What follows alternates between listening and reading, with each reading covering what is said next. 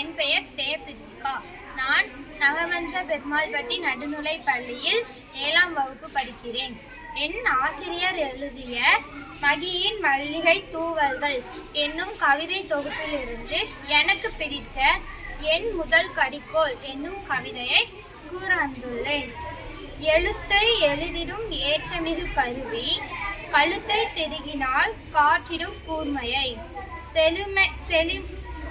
செழுமை விரல்களில் சிறப்பாய் இடம் பிடித்து வலுவலு காகிதத்தில் வண்ணமாய் எழுதிடும், மரமதில் சிறையுண்ட மந்திர கரிக்கோள் கரங்களில் இடம் பிடித்து கனவினை நனவாக்க, சரம் சரமாய் எழுதிட சாதனை படைத்திட வரமாய் வந்ததே வண்ணமிகு கரிக்கோள்.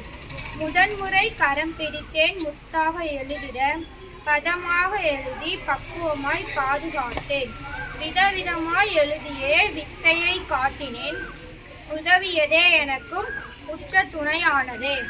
வரைந்தேன் படங்களை வகை வகையாய் நானுமே, கரைந்தே கரிக்கோளும் கழுகித்தான் போனதே.